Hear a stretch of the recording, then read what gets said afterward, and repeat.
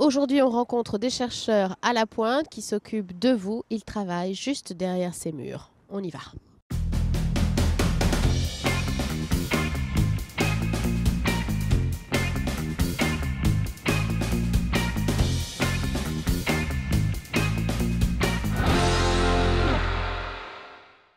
Bonjour à tous et bienvenue dans Sur Place, l'émission qui se déplace au gré de l'actualité. Aujourd'hui, nous sommes à Saint-Herblain, à l'ICO, l'Institut de cancérologie de l'Ouest. Alors, vous le savez, en octobre, c'est Octobre Rose, on vous parle du cancer du sein.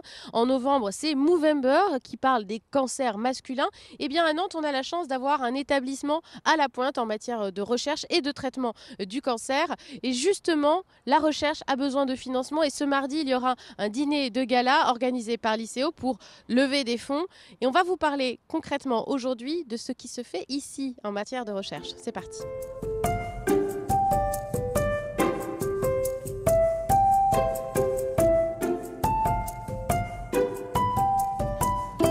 Je suis avec Mario Campone. Bonjour. Bonjour. Vous êtes le directeur général de l'ICO, l'Institut de cancérologie de l'Ouest. Nous sommes aujourd'hui au centre René Gauduchot, à Nantes, plus précisément à Saint-Herblain. Mais l'ICO, ce sont deux sites, c'est aussi Angers. Question toute bête pour commencer, c'est quoi l'ICO? Qu'est-ce que vous faites à l'ICO? Alors l'ICO, si on refait un petit peu d'historique, je pense que c'est important de remettre tout ça dans un contexte historique. C'est un des 18 centres de lutte contre le cancer. Les centres de lutte contre le cancer sont nés dans les années 45 par ordonnance, suite au Conseil de la Résistance qui a considéré qu'effectivement le cancer était une priorité nationale et que sur un même lieu, sur un même site, tous les professionnels qui prenaient en charge le cancer devaient être présents. C'est-à-dire des médecins oncologues, des radiothérapeutes, des chirurgiens, des pharmaciens, des radiophysiciens pour permettre une unité de lieu et une unité de temps dans cette prise en charge. On était 20 centres de lutte contre le cancer et puis dans les années 2000, un centre à Paris a fusionné, c'est l'Institut Curie qui a fusionné avec l'Institut René Huguenin. Et puis nous, dans les années 2011, le centre Paul Papin et le centre René Gauduchot ont fusionné pour créer l'Institut de cancérologie de l'Ouest. Alors, est-ce qu'on est sur un établissement qui est privé, public? C'est un peu à la croisée justement de ces deux secteurs. C'est lié aussi à sa naissance en 1945. Tout à fait. On appartient à cette grande famille qu'on appelle les ESPIC. Donc on a une fonction d'utilité publique, on a des missions publiques, mais on est privé. Mais on est à but non lucratif. Et ça, c'est très important. Donc, c'est-à-dire qu'on a des missions comme les centres hospitaliers universitaires de soins, de recherche et d'enseignement. Et ça signifie aussi que vous êtes financé par l'assurance maladie. Exactement. Et que pour nos patients, il n'y a pas de dépassement d'honoraires. Voilà, et ça, c'est très important. concret, mais voilà, c'est important de le dire. En quelques chiffres, l'ICO, ça représente quoi? Que ce soit du côté des praticiens ou du côté des patients? Alors, au niveau des salariés, nous sommes à peu près 1300 salariés, médicaux, paramédicaux, administratifs, techniciens.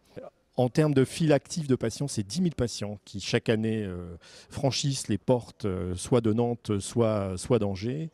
Et comme on a une mission de recherche, ça représente à peu près 1300 patients chaque année qui bénéficient d'avancées thérapeutiques dans tous les domaines, que ce soit chirurgie, nouveaux médicaments ou radiothérapie. Ça veut dire qu'on fait de la recherche avec les patients aussi. Exactement. Sans les patients, on ne ferait pas grand-chose. Ça représente à peu près 480 essais qu'on a pu mettre en place.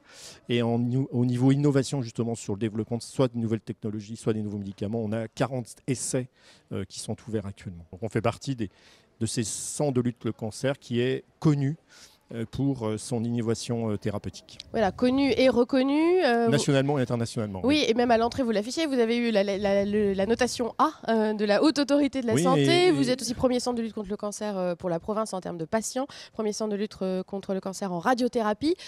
On a de quoi être fier ici d'avoir un établissement comme celui-ci? Tous les salariés sont très très fiers effectivement d'apporter leur pierre à l'édifice de la lutte contre le cancer. Et effectivement, on est reconnu pour ça en tous les cas. Et effectivement, je pense que d'un point de vue innovation technologique, le fait d'être le premier plateau technologique en radiothérapie montre bien la force et la puissance que l'on a pu développer depuis ces dernières années à l'ICO.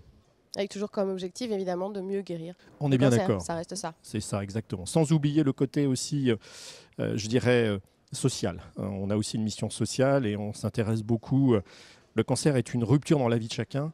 Et ce qui est important pour nous, c'est comment on fait pour réhabiliter les gens, comment on fait pour les rendre autonomes, comment on fait pour leur permettre justement de se réintégrer dans une vie. Et donc on travaille beaucoup là-dessus aussi. On a nos soins de support qui nous aident aussi pendant le traitement, après le traitement. Donc Voilà, on a des projets de mettre en place une maison du bien-être et de la prévention pour justement participer à cet effort et de permettre aux gens justement d'avoir un après-cancer. Merci beaucoup en tout cas, Je vous en Monsieur prie. Mario Campone, Merci pour à cette vous. présentation.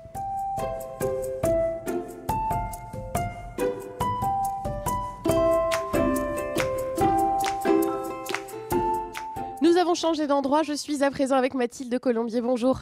Bonjour. Vous êtes directrice de l'innovation et de la valorisation ici à l'ICEO.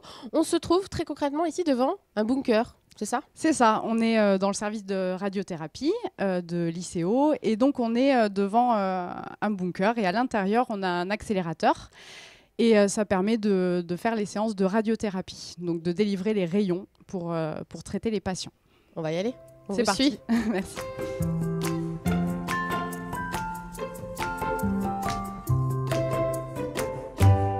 Donc nous voilà devant la machine, elle est assez impressionnante. Alors juste pour resituer, là c'est de la radiothérapie, c'est un des modes de traitement du cancer en fait, c'est ça? C'est ça. Donc, dans les gros moyens de traiter le cancer, évidemment, on a la chirurgie qui permet d'enlever les tumeurs. On a les chimiothérapies, donc ce sont des médicaments. Et ensuite, on a la radiothérapie. Donc, ce sont des rayons qu'on délivre, donc, qui sortent de cet endroit-là. Le patient est allongé ici. Et donc, cette machine, elle a la particularité de pouvoir délivrer de manière extrêmement précise de très fortes doses de rayons, donc pour pouvoir traiter le plus efficacement possible les tumeurs. Avant d'être ici, cette machine, elle a sans doute fait l'objet de recherches. Ça nous amène aussi au sujet que vous traitez en tant que directrice de l'innovation, la question de la recherche qui intervient dans plusieurs domaines, à plusieurs moments du traitement du cancer. Des recherches à l'ICEO, vous en faites surtout? On en fait surtout, on en fait au moment du diagnostic, on en fait pour évaluer l'efficacité d'un traitement, que ce soit de la chirurgie, de la chimiothérapie ou ces rayons-là. On a différents projets et l'innovation, c'est ça, c'est vraiment réfléchir et rendre possible des projets innovants pour pouvoir proposer aux patients le traitement le plus novateur possible quand il vient ici au centre. Un des projets justement sur lesquels vous travaillez en ce moment, c'est sur le numérique, puisque le numérique peut aussi vous aider au traitement du cancer. Ça paraît surprenant, comment c'est possible? On a nos dossiers, les dossiers de nos patients qui sont informatisés, donc on recueille un grand nombre de données.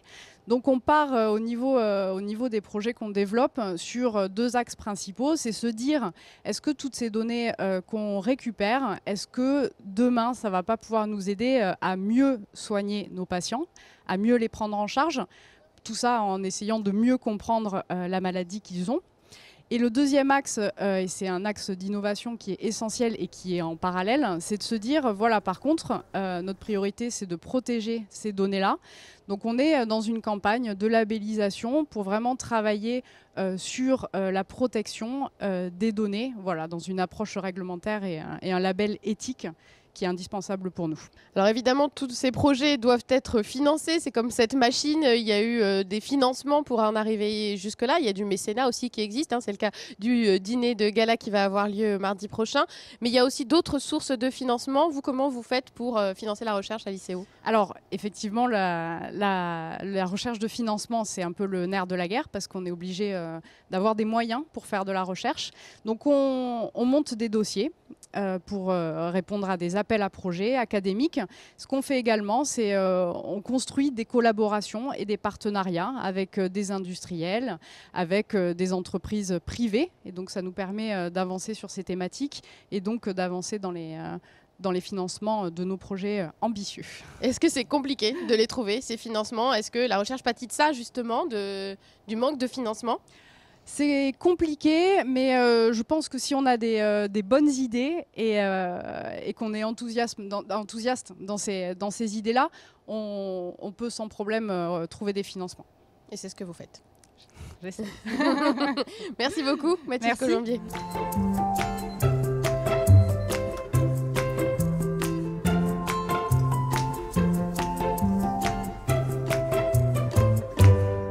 Je suis à présent avec Philippe Juin. Bonjour. Bonjour. Vous êtes directeur scientifique de l'ICEO. Alors là, on se trouve dans des laboratoires. C'est la partie recherche de l'ICEO. Alors quand on parle de recherche, on parle de quoi concrètement? Alors, il y a beaucoup de choses, mais vraiment un des axes centraux de ce qui se développe dans le centre anticancéreux en termes de recherche consiste à vraiment comprendre les mécanismes de résistance des cancers au traitement actuel. de manière à identifier des approches thérapeutiques innovantes qui vont lever ces mécanismes de résistance. Et donc pour vraiment aider les cliniciens, pour mieux comprendre la résistance, on a besoin d'étudier la pathologie à différents temps. Donc on a besoin de balises. Et pour étudier ces balises comme il faut, on a besoin de 4 types d'activités. C'est peut-être pas exclusif, mais au moins 4. On a besoin d'imager la tumeur. Donc là, on n'est pas ici, c'est pas ici que ça se passe. On a besoin de savoir où est la tumeur, de savoir à quoi elle ressemble. On a besoin de prélèvements, de manière à typer la tumeur, à savoir à quel type de cancer on a affaire, pour savoir quel type de traitement courant on lui applique. Là, ça se passe ici ? Pas encore. Pas encore. On a ensuite besoin d'analyser ces traitements, et c'est là qu'on est. On a besoin d'extraire un maximum d'informations des échantillons qu'on obtient. Et puis, il y a une activité exploratoire qui relève plus de la recherche fondamentale, qui est en lien avec la recherche fondamentale, qui consiste à améliorer l'informativité des prélèvements pour en apprendre au maximum. Et pour ça, il y a des outils très innovants, justement. On va peut-être aller en voir un qui se trouve derrière nous. Allons-y. On y va ?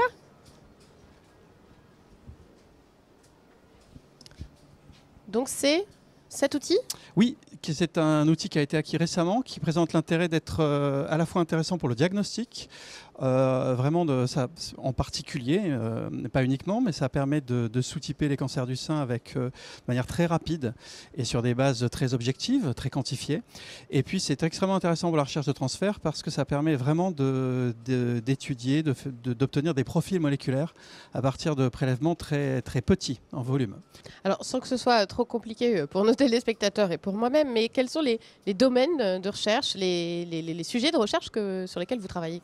Alors la liste est longue, mais je vais un petit peu parler de résultats probants récents. À titre d'exemple, l'ICO a mis en évidence une nouvelle classification très fine des cancers du sein qu'on appelle triple négatifs, qui sont les plus agressifs, identifiant des sous-groupes peut-être d'un peu meilleur pronostic. Certaines équipes de recherche ont mis en avant des événements moléculaires, donc des nouvelles cibles thérapeutiques potentielles impliquées dans l'autorenouvellement des cellules cancéreuses. Il y a des travaux extrêmement intéressants qui ont engagé des projets de recherche clinique sur des marqueurs sanguins de réponse à la radiothérapie, dans la prostate en particulier. Voilà, pour voir si le traitement fonctionne. Une nouvelle fois, comme je le disais, on est très axé ici sur la réponse au traitement actuel et sur des propositions de traitement dans les cas d'échec de ces traitements courants. Merci beaucoup Philippe Joine de nous avoir expliqué tout ça. C'est moi, merci. C'est la fin de notre émission sur place à l'Institut de cancérologie de l'Ouest. Le dîner de gala pour soutenir la recherche est d'ores et déjà complet mardi prochain. Mais si vous voulez apporter votre contribution, il est encore temps. Les associations existent, mais vous pouvez passer directement par l'ICO. Plus d'informations sur le site internet. Excellente soirée sur Télé Nantes et à très bientôt.